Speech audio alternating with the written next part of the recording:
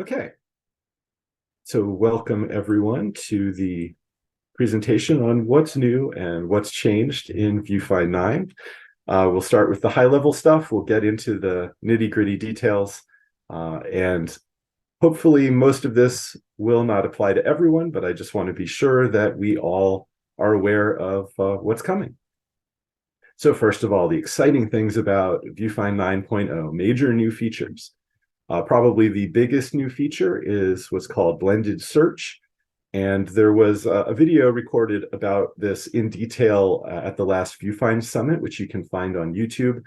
So I'm not going to talk about it in depth now, but the upshot of this is that it allows you to connect multiple search backends together and create a single result list from them with merged facets. This is something people have been asking for a long time, and now we can offer it. Another significant new feature is a cookie consent dialog box. This is off by default, but can be easily enabled through configuration.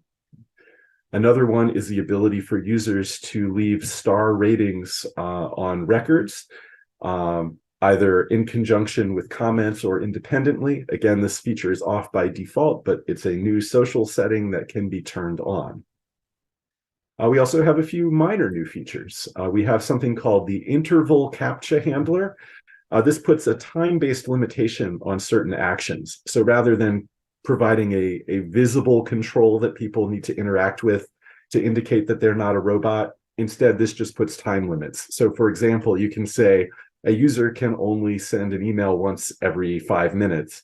And then if they try to send an email sooner than that, they just get a message saying, you've got to wait a little longer. We also now have configurable username policies, so you can control what characters are allowed in usernames. And by default, we have a very broad policy that just disables really bizarre special characters. Hopefully, this should not, impact any legacy users in any real-life systems, but it also hopefully protects against weird behavior that we don't want to allow. And you can change it if you don't like it. Also, some significant improvements to existing functionality. We've done quite a bit of work on the feedback form. One note is that historically, if you turn on feedback forms, they just send emails. But now there's an option in the feedback form configuration to also persist form results to the database. And there's a new module in the admin area where you can browse through the saved results of the feedback form and also set workflow-based statuses on them so you can indicate, yes, we've acted on this one or this one is pending. So again, don't have to use it, but it's a useful new feature for some people. Additionally, there's a new configuration setting that allows you to pre-populate certain form fields within feedback forms by using query parameters. So for example, if you want to send out a URL that pre-populates a particular field with a particular value so that people don't have to completely fill out a form, you now have the ability to do that if you turn it on. And do keep in mind that if you've locally customized feedback form code, some of these changes might have impact on your local code, so please review. There have also been some changes to some search backends. The EDS and Primo backends now support facet value filtering. So if you want to not display certain specific facet values, you can turn that on. Additionally, those two backends also now support search response caching. So if you want to speed things up, you can save search responses locally and reduce the number of API calls that VuFind is making. Also, some more minor improvements. The staff view can now be configured so that when you're looking at staff view on a MARC record, you can also turn on the ability to look at the raw Solr fields, which can be helpful if you want to see how the MARC data is getting mapped to Solr. There's a new security-related setting that can be used to completely disable the ability for users to provide their ILS credentials through a form. And this is useful in scenarios where you're preloading ILS credentials from your single sign-on attributes. So like you're loading the user's catalog username directly into the database, and you don't want any possibility of somebody somehow getting to that login screen and entering credentials that don't belong to them. But of course, you don't want to turn this on if you actually rely on people entering their ILS credentials. Another small improvement is that when alphabetic browse results are clicked and lead to search results, those results no longer automatically apply default filters, because that could have caused some inconsistencies where the browse results say that a certain number of records match the result, and then you click on it and you don't get anything because it's filtered out by a default filter. So this is more consistent, but again, this behavior can be configured if you have a strong reason for it to act differently. We've also added an API endpoint that can be used to automate clearing of caches, which can be useful if you want to do that as part of, say, an overnight process. We've added configuration file inheritance to YAML files. So, for a long time, you've been able to inherit settings from one ini file to another. Now you can do similar things in YAML files. We've also added and updated some integrations with third-party systems in VuFind 9. One new feature is that you can display cover images that are stored locally in Koha if you're using Koha. We've updated some Google-related tooling, so you can now easily incorporate Google Tag Manager. And we've added support for Google Analytics version 4 since Google Universal Analytics is getting shut down this summer. We've added support for mark in JSON records in the Solr index. So now you can do binary mark, mark XML, or mark in JSON. We've added retraction notice support in the Browsine DOI linker. So now if you have Browsine turned on and appropriately configured, and you have records with DOIs, VuFind can automatically detect articles that have been retracted and display messages in line about that fact. You just have to turn it on in browsine.ini if you want it. And we've added support for using VuFind as an OAuth 2 or OpenID Connect authorization server, which can be useful for interacting with some third-party systems. We've renamed the EZB link resolver driver to JOP. This is sort of a more accurate name for this third-party service. I think this is primarily used in Germany. And finally, we've added an example import configuration for the Subjects Plus Subject Guide tool, which is an open source content manager that supports OAI PMH. So now you can ingest that content into VuFind very easily. So that ends all the things that are new. So now let's talk about all the things that have changed. So dependencies, the endless march of change continues. So first of all, we've raised the minimum PHP version to 7.4.1.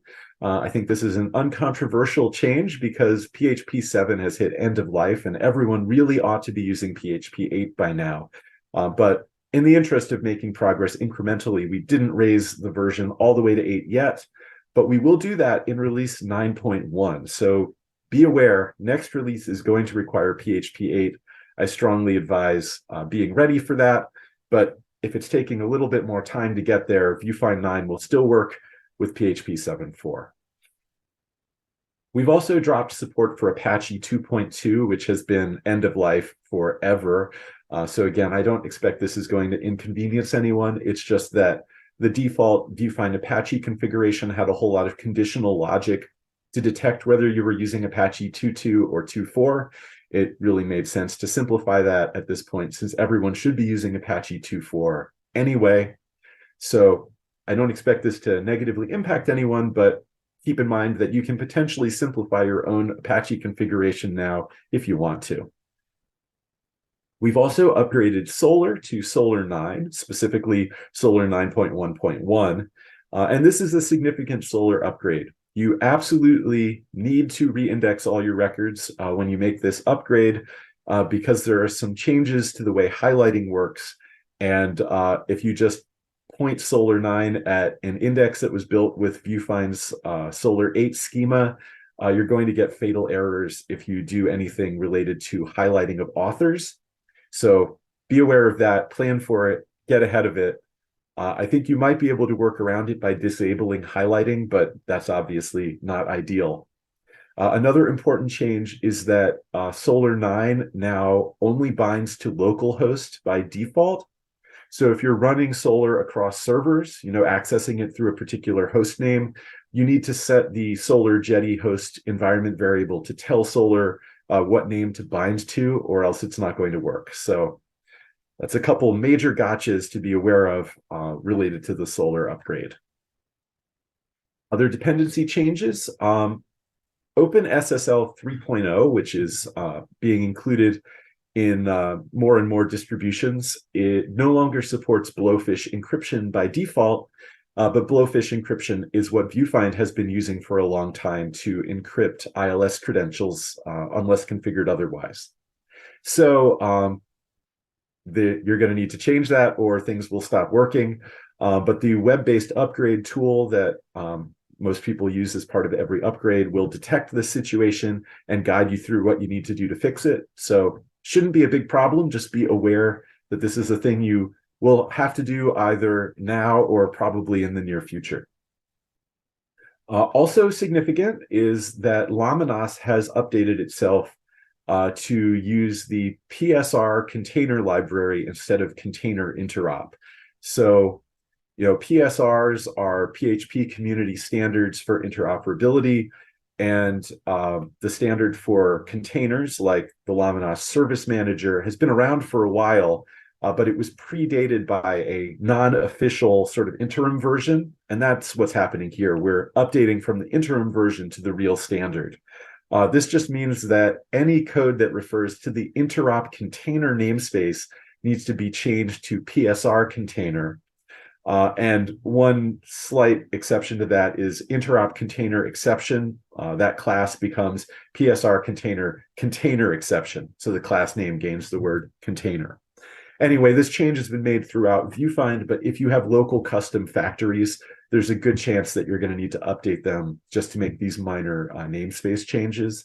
So be prepared for that. Another dependency change, we've upgraded the League Common Mark library that we use for rendering Markdown. So if you're using Markdown, just take a look at markdown.ini and any custom code you've made related to Markdown, and make sure that you're taking advantage of any new features that interest you and that nothing has gotten out of date. Additionally, all of our code dealing with mark records has been revised. We've finally moved away from Pair, the old PHP code sharing platform, because it's gotten so out of date. It was holding us back.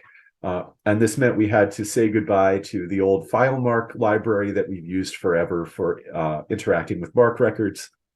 We've got our own local custom mark library now called VuFind Mark, which does all the same things as FileMark, but in a more modern way.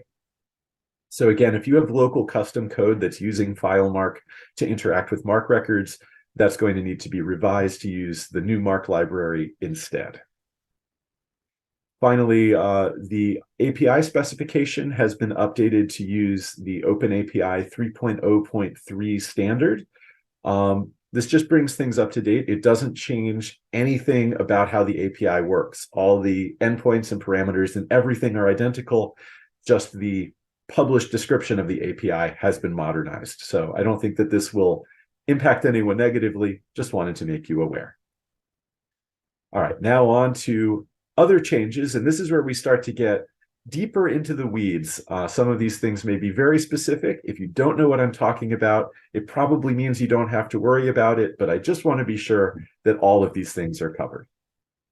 So in ILS drivers, the getConfig method, which reports capabilities of the driver to the VuFind code, has been aligned across all the drivers. There were some inconsistencies in how many parameters it had and what their types were. Now it's the same for every driver, just to avoid weird problems related to inconsistency. Additionally, the abstract API base class has had its make request methods signature changed. Currently, this just impacts the Folio and Genie Plus drivers. Those are the only two that build upon the abstract API base. But if you've customized either of those drivers and you're making requests, just make sure that those calls match the method signature. We've gotten rid of the old Sierra driver. We used to have two Sierra drivers, one that connected directly to the Sierra database, one that uses the API. The database-driven one was really out of date, and it seems wiser to use the API-driven one anyway, so we just got rid of the old one. So if anybody is using that for some reason, just update to use the newer one. Now on to some indexing changes. I mentioned earlier that we now support mark in JSON storage of records in the Solr index, and we are now doing that by default instead of using binary mark, because binary mark has the problem that anything over 100,000 bytes gets dropped and results in an invalid record. And we've stored in binary mark format because it takes up less disk space than mark XML, which is very verbose. So mark in JSON is a compromise. It's not as concise as binary mark, but it's a lot more concise than mark XML. It avoids the length limit. So going forward with VuFind's default Solr mark configuration, when you index everything, you're going to get mark in JSON in the index. But of course, you can change the configuration if you want to keep binary or use XML or whatever. All the options exist. We've also had some significant revisions to the format calculator class that we use to populate the format facet for mark records. That should be a bit more accurate now, but the code was significantly refactored to add new capabilities. So if you have a local custom subclass of the format calculator, just review it and make sure that it's still compatible. Some updates might be needed.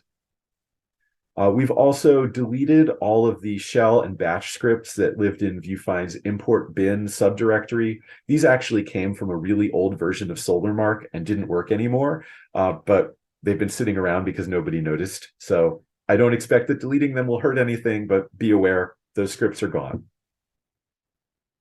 Now some other record-related changes. So here's a big one related to the Blender backend.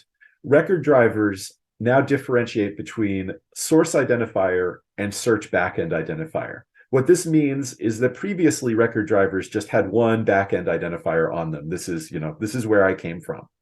But now with the Blender, we have the situation that the actual record data may have come from one particular backend, but the Blender is like a meta backend that talks to multiple sources. So the idea here is that if you do a search with Blender, those records are going to have a search backend identifier saying, I was retrieved by the Blender, but they're going to have a source identifier saying where they really came from, Solr or EDS or whatever. So in order to support this, we had to deprecate the set source identifier method and replace it with set source identifiers, plural. So if you have any custom code that's setting identifiers in this way, you'll just need to update that. Additionally, the controllers we use for displaying records now use a source ID property instead of a search class ID property, just for clarity of naming. So again, if you've built a custom record controller, you'll need to change that property name. I don't think that's a likely scenario for most people now. Also, this is a new topic. We've historically hidden item data in the holdings display for any record that had no barcode. I'm honestly not sure why we did this. And so we've taken away this restriction, which was confusing a lot of people by causing data to not show up for an unclear reason. But if you want the behavior that you hide items without barcodes, you can set display items without barcodes to false in config.ini and get the historical behavior. All right, now some authentication related changes. So because of the new username policy that I mentioned, we've had to change the way some of the validation in the authentication classes works. So in the base class for all of the authentication modules, we've deprecated get canned password policy hint and removed validate username and password in favor of new code. So again, if you've built a custom authentication module, which is a fairly rare case, be aware of these changes. Additionally, for our cross-site request forgery code, we previously had a VuFind validator CSRF class that was used for validation, but it was determined that this was maybe too specific because we might in future want to have different implementations of how CSRF works. So instead of having one CSRF class, we renamed it to session CSRF to indicate that it uses the session to keep track of tokens. And we created a CSRF interface. So there's a definition of how alternate implementations could be created in the future if we want to do that. Again, shouldn't affect many people, but be aware of the change.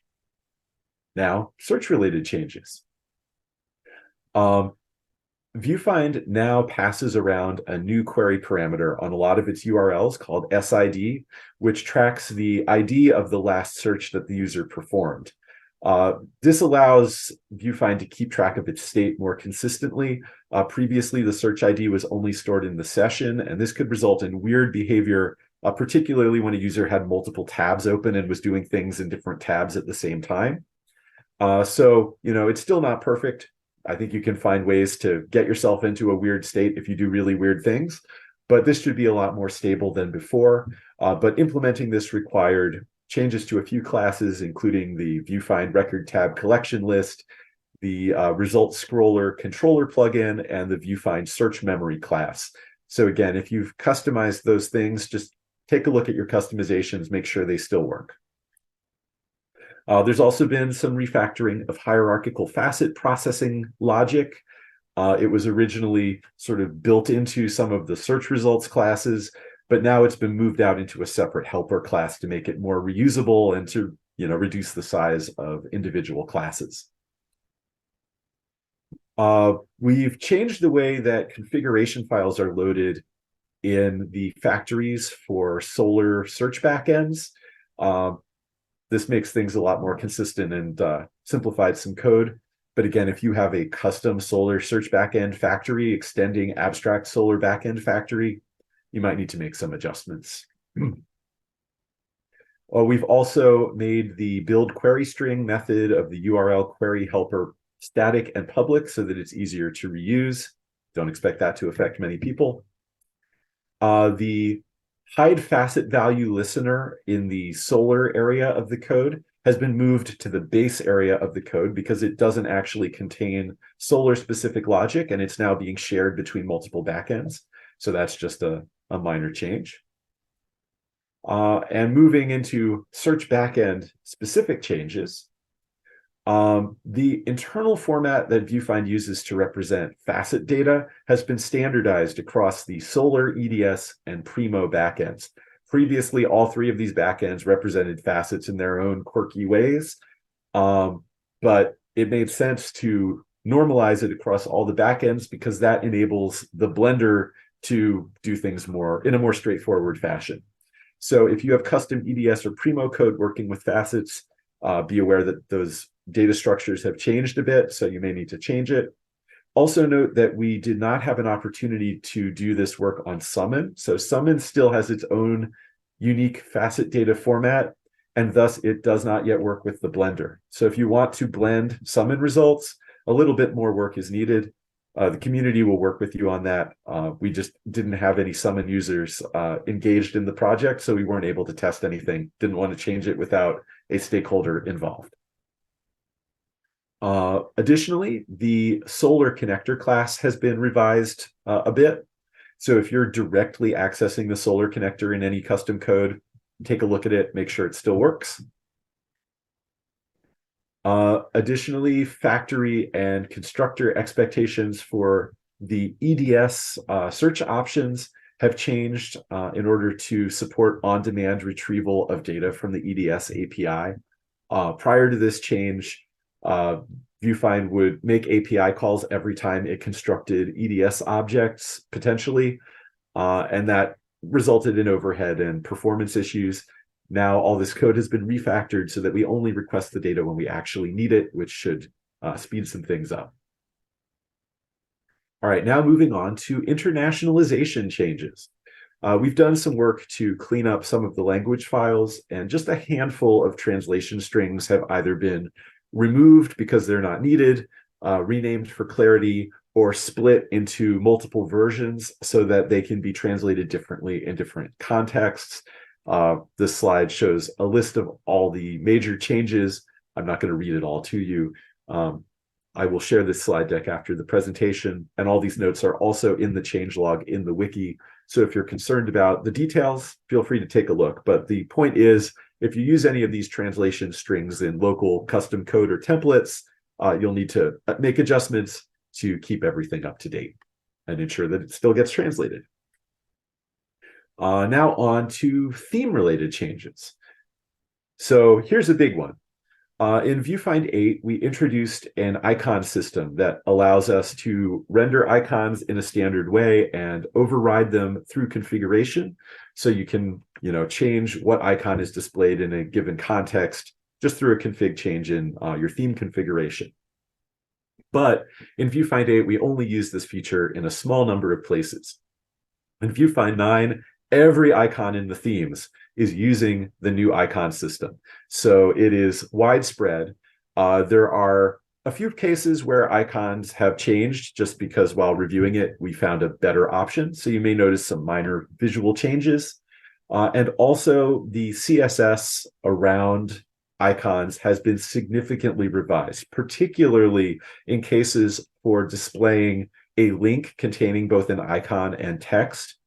Historically, in this situation, VuFind had some pretty ugly displays where, underlining of links would, you'd have a weird sort of floating underline between the icon and the text, or things wouldn't line up right or whatever.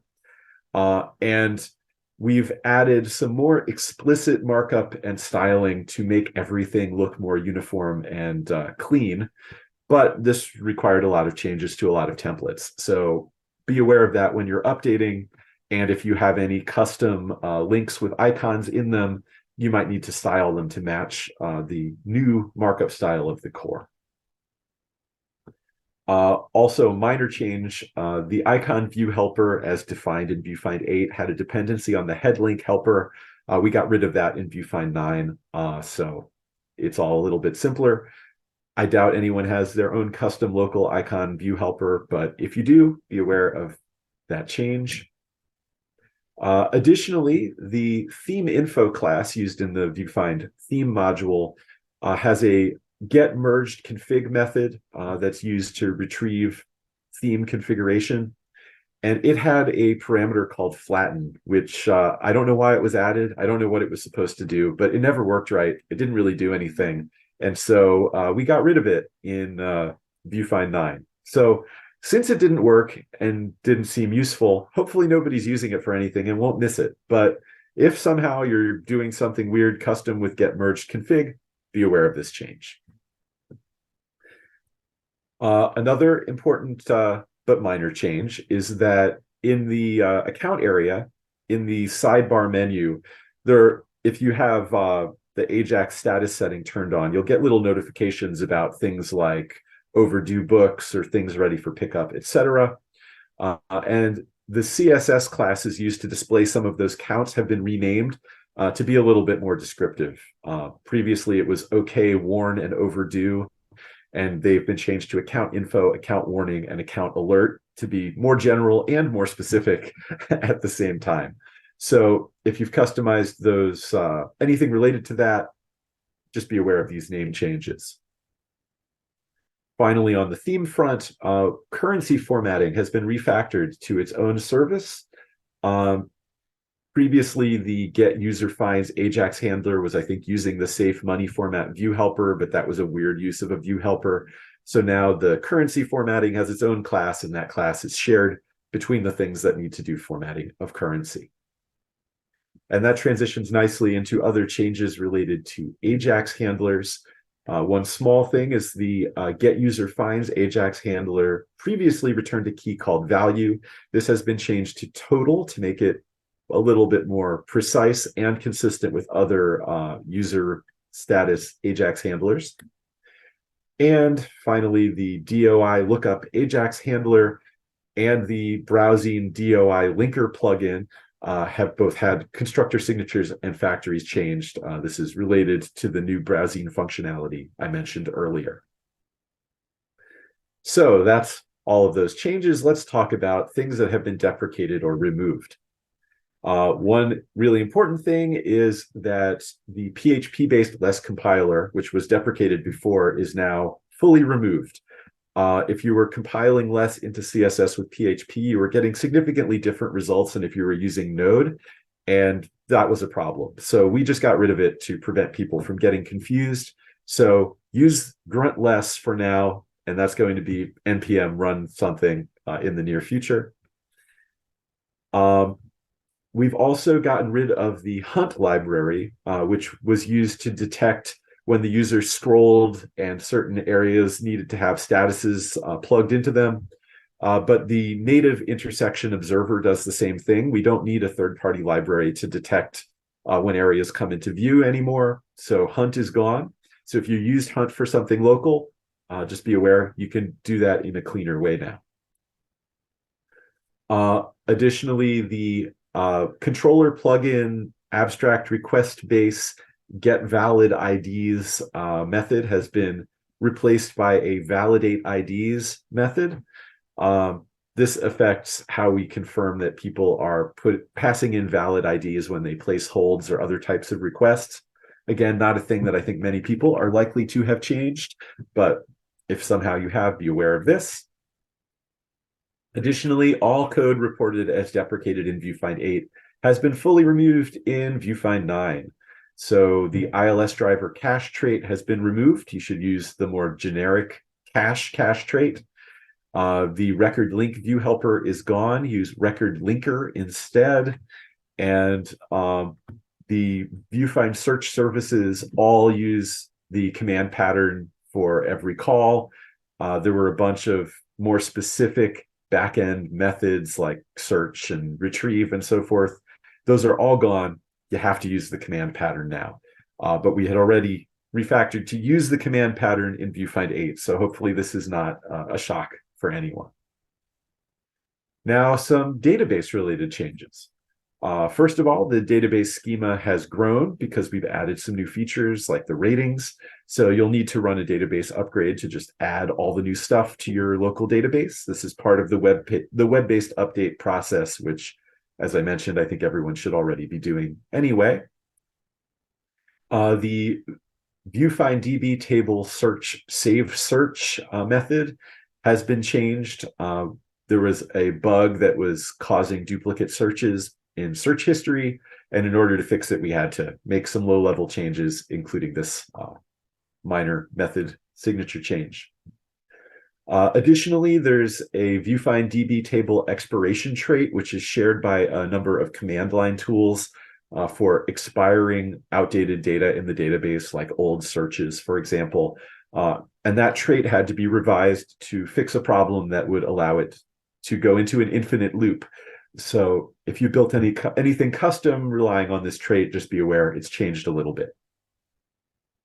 Finally, some changes to VuFind's styles and tooling that we use during development. These don't really affect the code itself, but they do affect the ecosystem, so it's good to be aware of them. First of all, we've modernized our code style standards to use PSR 12 instead of the pair standard. Really not a whole lot has changed, but there are a few minor things, particularly white space related, that are a little bit different. So if you use VuFind's tools to apply automatic style fixes to your local code, just be aware that you might get a lot of changes when you merge in the 9.0 update because we've changed our styles. Additionally, some of our function signatures now have more specific typing on them. This was based on using static analysis through PHP Stan. It had some recommendations for fixes. So I strongly recommend running PHP Stan against local code. It should detect if any of your local code has signatures that are out of sync with upstream code. And it's a great tool to find a variety of common problems as well. Also significant is we've added the local directory to our git ignore file, just to prevent people from accidentally committing local code and pushing it upstream if they are using the default local directory. So if you actually rely on committing local code to Git, as at Villanova we do for our local private repository, just be aware that you'll need to override that setting to tell Git that you really do want to commit local files. It's just now opt in instead of opt out. But it's not hard to do. If you need help with it, let me know. I can give you the details. Finally, we've been making some progress on improving the validation of the HTML that VuFind generates. And one suggestion was to not include trailing slashes in HTML void elements. You know, for example, like a BR tag should just be BR, not BR slash. The slashes in void elements were a big thing in XHTML because they're needed for XML validation. But stylistically, that's not really popular in HTML5. So we've just gotten rid of it to make things consistent in our templates. And so just a few other miscellaneous things to be aware of. One important change is that previously, VuFind changed the present working directory to VuFind home as part of its bootstrapping process. And I don't think there was really a good reason to do that. So we've gotten rid of it. But if for some reason you rely on VuFind home being the present working directory in any of your custom code, that's no longer something you can assume. You should use more explicit paths. Additionally, there was a relative file aware command base class that was shared by some of our command line tools, and that became obsolete when we stopped doing the change directory. So if you're extending that for a custom tool, be aware you need to make some changes. But again, I don't think that's very likely. And non-tab record action handling in the route generator has been refactored to make it easier to add additional actions as part of local modules. So if you've generated some custom record routes, you might want to look at your locally generated route code, and you might be able to simplify it a little bit. I don't know how common a case that is, though.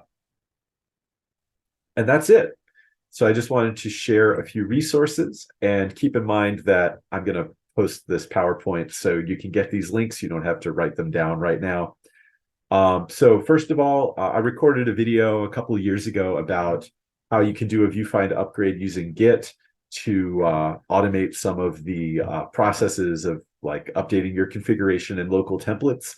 You might find that helpful if you're about to dive into a major update to 9.0, since as you can see, there are a lot of changes in it. Additionally, this blog post talks about the scripting that I use in the video. I cannot emphasize enough how helpful this has been for me, so it might be helpful for you too. Again, this just provides a way to automatically apply core changes to equivalent local files. And even though it likely will require some manual conflict resolution, it's just nice to know exactly which of your local files are impacted by upstream changes. And that's it. If you have any questions or comments, we can talk about them now. And if you want to reach out to me later, you can always email me or find me on the VuFind Slack. And I'm happy to help in any way that I can.